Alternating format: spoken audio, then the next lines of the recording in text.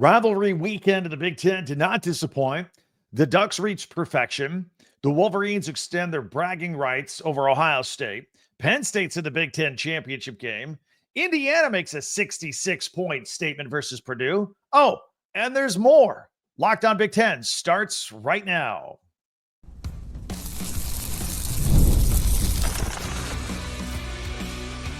You are Locked On Big Ten, your daily podcast on the Big Ten Conference. Part of the Locked On Podcast Network, your team every day. Welcome to Locked On Big Ten. I'm Craig Shemon, 40 years as a sports talk show host and play-by-play announcer. And I want to thank you for making us your first listen each and every day. We're free and available wherever you get your podcasts and on YouTube, part of the Locked On Podcast Network, your team every day. And today's episode is brought to you by FanDuel. Place your first $5 bet, and you'll get started with $150 in bonus bets guaranteed. Visit FanDuel.com and get started. All right, a complete recap of the final week of the season in case you missed our live broadcast over the weekend. Plus, Purdue fired its football coach. The Big Ten fines Michigan and Ohio State for its childish behavior after the game. And we'll have our top 10 observations here at the end of the podcast from an amazing weekend. All right, but first, let's get to this. Purdue fired second-year head coach Ryan Walters on Sunday after 2 seasons in West Lafayette. The Boilermakers finished 1-11, lost 11 in a row.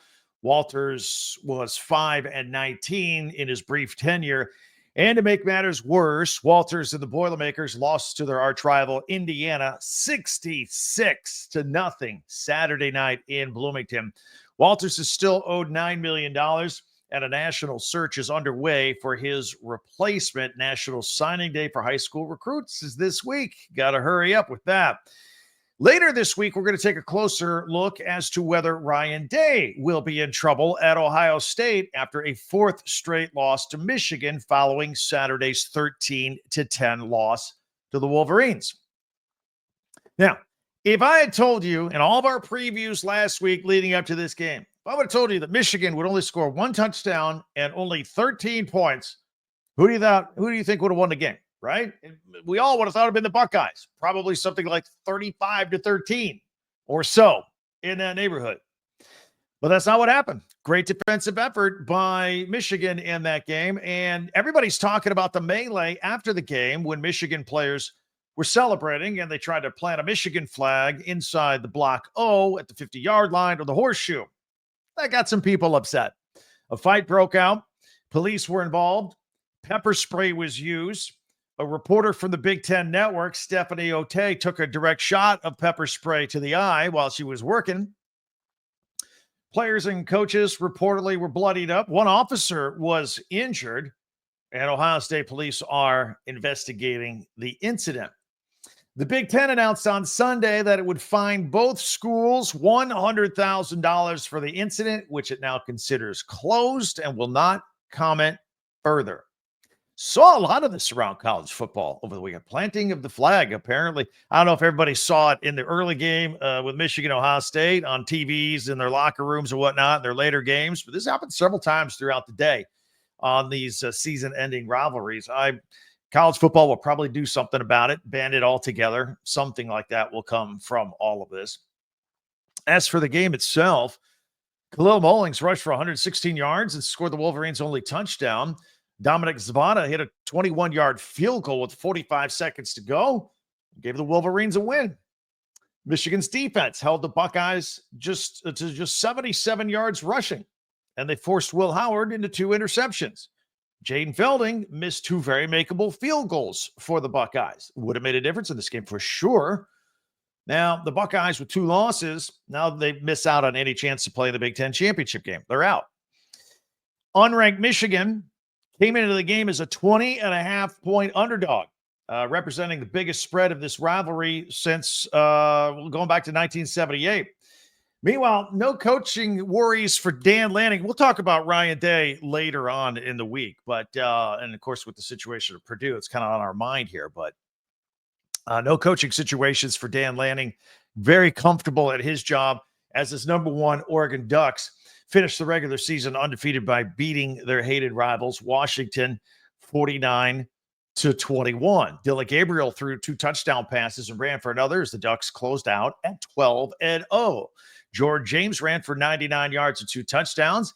Tez Johnson was back in the lineup for the first time since his shoulder injury against Michigan, and he caught a touchdown pass. Jordan Birch also returned to the lineup after missing a game with a bad ankle. He had 2.5 sacks and 3 tackles. Oregon tied a school record with 10 sacks on the day. Very impressive. The Huskies finish out the season at 500 at 6-6. They will go to a bowl game.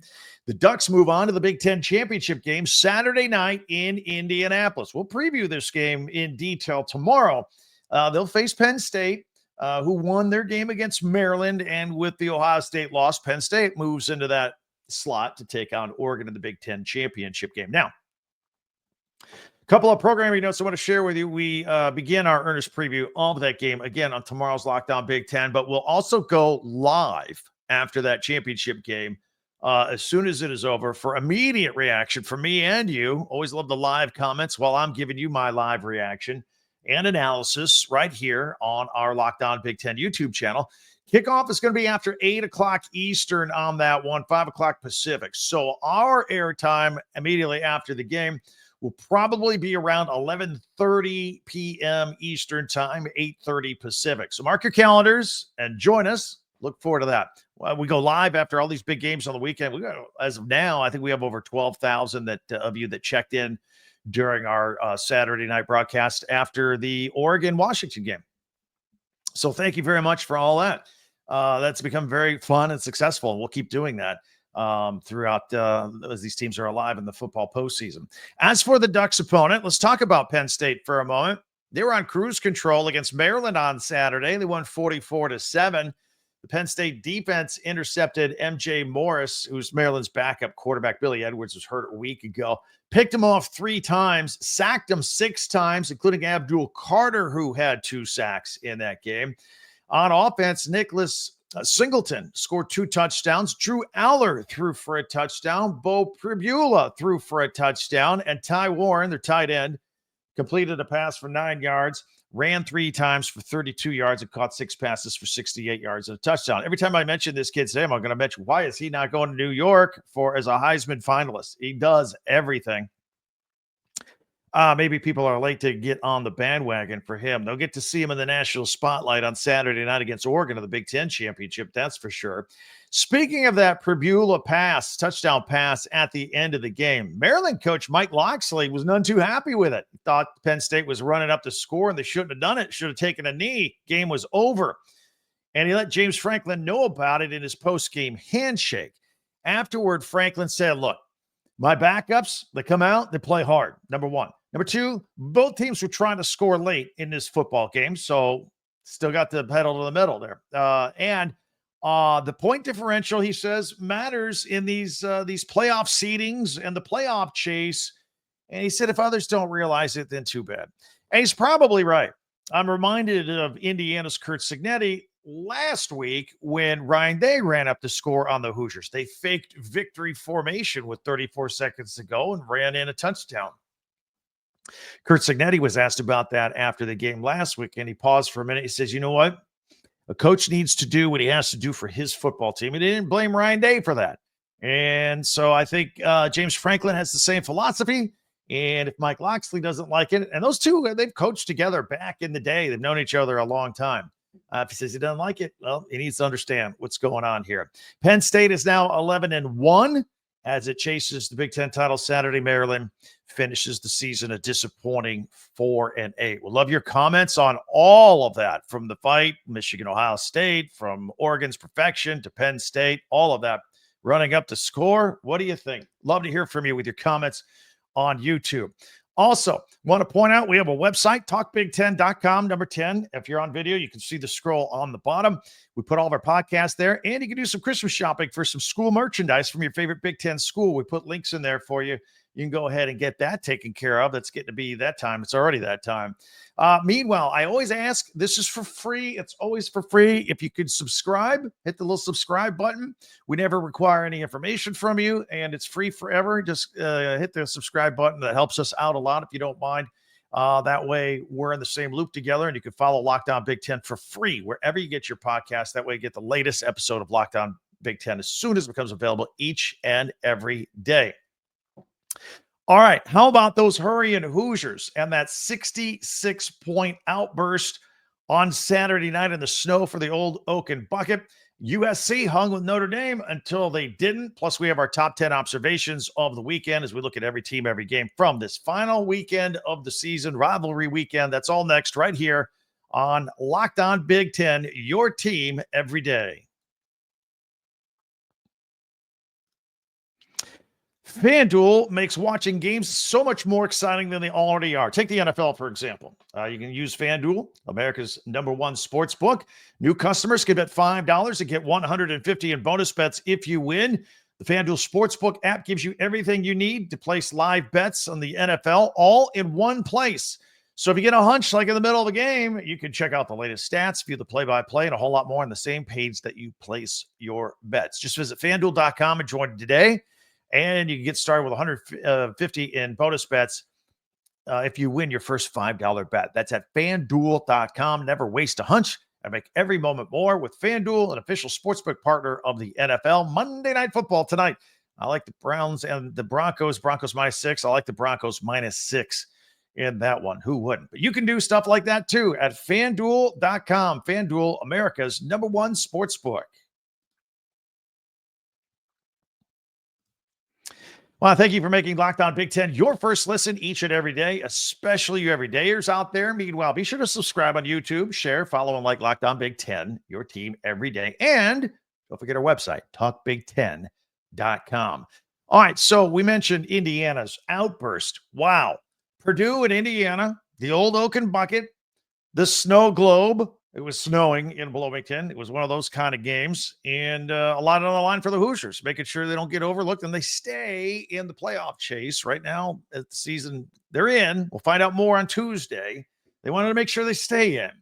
So they came into this game as 4-touchdown favorites, and I think they had a possible blowout on their minds just to make sure nobody on that playoff committee wanted to leave them out or let somebody leapfrog them in the standings. Then the snow. You figure, oh, this might slow the game down. There might be turnovers. You might not be able to blow anybody out. It might be close. I guess there wasn't anything to worry about because the Hoosiers came off of their loss last week against Ohio State and put together their best effort of the season on both sides of the football with a 66-0 win over their arch rivals in what would become Purdue coach Ryan Walters' last game before losing his job. Indiana's Curtis Rourke threw 2 of his record-tying 6 touchdown passes to Elijah Stewart. Justice Ellison and Tyson Lawton each ran for 2 touchdowns. Surratt, by the way, 8 catches, 165 yards. Indiana outgained Purdue 582 yards to 67 in total yardage. The Hoosiers are 11-1 for the first time in school history. It was Purdue's most lopsided loss in the 125-game series. USC hosting Notre Dame over the weekend. They held their own for a while. This was an entertaining football game. It was like USC just couldn't get caught up in this thing. I mean, it was tied at the half, 14. And it seemed like the Fighting Irish were always down by 14 in the second half. They get it within 7, then fall down by 14 again. The Fighting Irish won 49-35, but the game was closer than that score indicated. But Notre Dame needed that win to make sure they were locked into the playoffs. But USC, they kept swinging, kept driving the ball into the red zone, trying to get back into this game. They were undone by not 1, but 2 Notre Dame pick sixes, so of 99 and 100 yards. I mean, USC was knocking on the door of the end zone, and it went the other way twice within 2 minutes and 21 seconds of each other in the final 3.5 minutes and change of the game. And that was the difference. Even as USC, they scored another touchdown after those 2 pick sixes. They kept moving the ball. Mekhi Lemon had 9 catches for 133 yards for USC. The Trojans finish at 6-6. Illinois won the Land of Lincoln Trophy. They beat Northwestern 38-28 on a brutally cold day at Wrigley Field. Adrian Lomfrey rushed for 3 touchdowns in the game on his way to a career-high 172 yards. He was amazing. Illinois reached 9 wins for the first time in 17 years. And they're going to go to a bowl game. If they win that, that means Brett Bielema and company will have their first 10-win season at Illinois under Bielema. Luke Altmaier found Pat Bryant for a 43-yard touchdown pass. And for Bryant, we talk about him every week. It seems like he does something special. That was his 10th receiving touchdown. That ties a school record at Illinois. Bright spot for Northwestern. Davin Turner had 2 interceptions, including a pick 6 off of Luke Altmaier. The Wildcats finished 4-8, 2-7 in the Big Ten, and that's disappointing coming off their 8-win season last year. Rutgers went into East Lansing and asserted itself over Michigan State. It's bad for Sparty because a win would have made them bowl eligible under first-year head coach Jonathan Smith. Rutgers won the game 41-14. Wasn't even close. Kyle Monangai, another outstanding workhorse effort. 31 carries, 129 yards and a touchdown. Ethan Kaliak managed through for 157 yards and a touchdown in that game. Rutgers is now 7-5. Weird season, right? They started out 4-0, then they lost 4 in a row, then they won 2 in a row, then they split their last 2. Just streaky for Rutgers this year. Michigan State, though, finishes 5-7. UCLA, they closed its season at the Rose Bowl against Fresno State to cap off head coach Deshaun Foster's first campaign with a 2013 win. Ethan Garbers threw for 289 yards. And look, after the Bruins started this season just 1-5, they ended up winning 4 out of 6 late. They finished 5-7. They won't go to a bowl game, but I saw some improvement here with UCLA. The team they put on the field at the beginning of the year versus the last third of the season, 2 different ball clubs. So give them credit for fighting the fight. They get some more talent in there. Maybe they can keep things trending in the right direction. And this long holiday weekend, we had some Friday football and Friday night football. In the daytime, Minnesota continued to play well. They played very well recently. They beat Wisconsin 24-7. It was PJ Fleck's 44th birthday, by the way. 7th win of the season for him. This is a rivalry that goes way back for the Paul Bunyan Axe. This was the 134th meeting between these two schools. Max Brosmer had a very good year for Minnesota this year. 2 touchdown passes. He rushed for another. So the Gophers get the Paul Bunyan Axe. Darius Taylor, running back we love talking about here, had another stellar game. Just like Kyle Monangai I mentioned a moment ago, another huge workhorse day. 32 carries, 134 yards. Meanwhile, the Badgers, all right, they finished the season with 5 straight losses to finish 5-7. That's right. They were 5-2 at one point. Sometimes 5-win teams will get into a bowl game as they're trying to fill out the schedule. I think there's a possibility of that. So we'll wait and see next week. Otherwise, if they don't get in, the Badgers' 22-season bowl streak will come to an end. It's the 3rd longest active streak among FBS teams. Iowa, they beat Nebraska. A frigid night at Kinnick Stadium, but a great atmosphere. Oh, it was great. I love watching this game. And this was like last year, Iowa. 13-10 over Nebraska. They win. And it had a fantastic finish, all tied at 10. Iowa's Drew Stevens kicked a game-winning 53-yard field goal in the cold as the clock went to 0 to give them the win. And that gave the Hawkeyes their 8th win of the season. It also gave Kirk Ferentz his 204th career win at Iowa, one away from Woody Hayes' all-time Big Ten mark of 205 wins. Now, but I got to back up a little bit and set up this game-winning field goal. It was amazing because it was set up by the defense. Fantastic. One of the best strip sacks I've ever seen. So Dylan Raiola going back to throw. Max Llewellyn of Iowa sacks him, strips the ball, and as the bodies twist, he ends up wrestling the ball away from Raiola, who lost it a little bit on the way down. This was on the Huskers' 36-yard line with 20 seconds to go. So boom, the turnover, key play, in field goal range, right there. Caleb Johnson only rushed for 45 yards on this night, but he did make 2 catches for 45 yards. And but then anyway, Stevens makes the kick. They win. Nebraska finishes at 500 at 6-6, but they are going bowling, so that's pretty cool. That's a pretty comprehensive recap of the entire Big Ten weekend, rivalry weekend. The regular season is over. I can't believe it. We got the Big Ten championship game coming up on Saturday night. We'll find out how many Big Ten teams are going to be in the playoffs. Hopefully it's 4.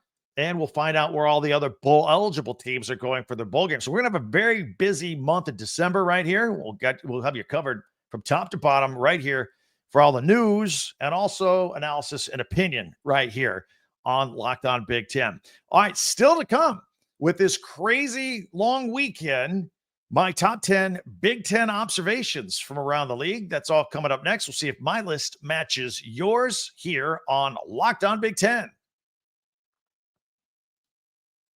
If you want to go to a game, go to the Big Ten championship game, go to some Big Ten college basketball, NBA, whatever you want to do, or do you want to go to a local concert or comedy show? Whatever you do, you need a ticket. And if you need a ticket, you need the Game Time app. Have the app on your device or your phone. It makes getting tickets easy and effective, lowest costs, very easy. So the Game Time app, it just makes it easier to move around from sports and events and find whatever you want. They have a picture, a view of from the seat of the ticket you're about to buy. Always love that feature. They have their lowest price guarantee. Or Game Time will credit you 110% of the difference. And they have Game Time ticket coverage. Your purchase is covered by the most flexible customer service policy in the ticketing agency. So check it out. Take the guesswork out of buying tickets on Game Time. Download the Game Time app, create an account, use the code LOCKEDONCollege for $20 off your first purchase. Terms apply. Again, create an account and the redeem code LOCKEDONCollege, LOCKEDONCOLLEGE for $20 off. Download Game Time today. Last minute tickets, lowest price guaranteed. All right, it is time for my top 10 Big Ten observations from the weekend. All football stuff, obviously. We're going to have to start mixing in some basketball a little bit here, but I'm going to put this on full screen. If you're audio only, I will describe it to you as best I can. But the first thing I want to put in here, whether you win or lose, I'll notice it if you did something in the game. And we're talking about the Northwestern Illinois game. Northwestern's Davin Turner. If you're going to get 2 interceptions, including a pick 6, like he did off of Luke Altmaier, I'm going to mention you more times than not in our top 10 Big Ten observations. Okay, let's see what else we have here. Minnesota's Darius Taylor. Want to mention, again, another great game. 32 carries and 134 yards. You just don't see many performances like that. And we had a couple this weekend around the Big Ten. I'll mention another one in a minute, but this was Darius Taylor. His second year with the Gophers program has been very good. And he, as was his freshman year when he was healthy, but he helped them get the win over Wisconsin. Nice job by Darius Taylor and another nice season. Same thing for Rutgers, Kyle Monangai. He was the Big Ten leading rusher last year because he can do this. 31 carries for 129 yards and a touchdown versus Michigan State. Two big efforts by those two running backs at Rutgers and Minnesota over the weekend. Speaking of, let's talk about what happened in Illinois. Aiden Lawfery. We don't talk about him much. He got his chance against Northwestern, rushed for 3 touchdowns on his way to a career-high 172 rushing yards in that game. He'll be thinking about that game all offseason as motivation. And number 6, in a losing cause, look, USC was moving the ball against Notre Dame. It was a high-scoring game. Mekhi Lemon, 9 catches, 133 yards in the Trojans' loss, but he was remarkable in that game. At number 5, let's put the Indiana Hoosiers and their 66-0 win over the Purdue Boilermakers. Indiana quarterback Curtis Rourke, 6 touchdown passes in that game. A phenomenal effort. Good shout out to the Hoosiers defense as well in that game. As always, I got Penn State's Ty Warren on this list. Again, he threw for a 9-yard pass, ran 3 times for 32 yards, and caught 6 passes for 68 yards and a touchdown. Want to give a shout out to Penn State's defense in this game against Maryland as well. 6 sacks and 3 interceptions in the game. Pretty good effort on both sides of the ball. And that's why Penn State is going to the Big Ten championship game to take on the Oregon Ducks. At number 3, I want to put Michigan's defense here, holding the Buckeyes. The Buckeyes have a really good running game. Held them to 77 yards rushing. And they forced Will Howard, who, his last 5 or 6 games was completing 80% of his passes, through 2 interceptions in this game. Michigan defense is still good. There's still some carryover from last year's roster. Not everybody went to the NFL, but Will Johnson didn't even play. So their corner, he missed the last few weeks of the season with his injury. Some think he's kind of waiting out, getting ready for the NFL, but it doesn't matter right now. And number 2, that Iowa Friday night special where Max Llewellyn, the strip sack I just talked about, and the game-winning field goal by Drew Stevens, 53-yarder. The night was so cold, wind chill in the teens, that football must have felt like a brick. Kicked it 53 yards as the clock went to 0 to beat Nebraska. A great moment for Iowa. Disappointing night for Nebraska. And at number 1, got to put the Oregon Ducks up there for a bunch of stuff. First of all, 12-0. Got to take your hat off. First year in the Big Ten, and they go undefeated and make it into the Big Ten championship game. A lot of people in the preseason, even us, we talked about a lot. Hey, would it be an Oregon, Ohio State Big Ten championship game? Well, we got half of it right. It's Oregon against Penn State. Oregon, I want to give a shout out to their defense for those 10 sacks that they had against Washington. And I also want to talk, it seems like I do this every other week too. I love those helmets because they change their uniforms every week. I love the Oregon Ducks helmets with what was that? Like silver wings, silver feathers on chrome. Oh, that was sparkly. I liked it a lot. I'll bet you did too, Ducks fans. Let's hear from you.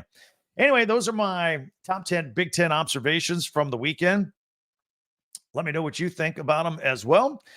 Maybe I missed something that I should have mentioned. Always love to hear from you on that kind of stuff. You can hit us up with those comments on YouTube at any time. Also, many ways for you to interact with me at Twitter or X at TalkBig10 10. Don't forget our website, TalkBig10.com. Do your Christmas shopping there. Again, if you're a fan of the Big Ten, people that cheer for teams in the Big Ten. Probably want to get some Oregon Duck hats, jackets, Ohio State pennants, Michigan, Indiana, shirts, hats, t-shirts, all that stuff. Get it right there. The link is right there, right next to all of our podcasts, which we group by school or in chronological order. That's Talk Big 10, number 10, TalkBig10.com. And if you don't mind, for free, if you just hit that subscribe button before you go, and maybe check out another episode of Locked On Big 10, by the way. Subscribe and follow this podcast right now on your favorite podcast app, and to get the latest episode of Locked On Big 10 as soon as it becomes available each and every day. Tomorrow we got Tuesday Tweets, and we'll start doing our first of many deep dives into the Oregon-Penn State matchup that's coming up here on Saturday. We can't wait for that. And again, another reminder, don't forget, we're going to go live after that game on Saturday night. Hope you join us for that and all of our podcasts in between. Later on in the week, we're going to talk about Ryan Day. We're going to have a blunt, frank conversation about Ryan Day and his future there at Ohio State, among other things. So, and the college football playoff rankings will come out. So we got a very busy week. We're your home for all of that, all in one place, especially if you subscribe. It'll come to you every day. All right. Thanks for checking us out. I can't wait till we talk again next time. I'm Craig Shemon for Locked On Big 10.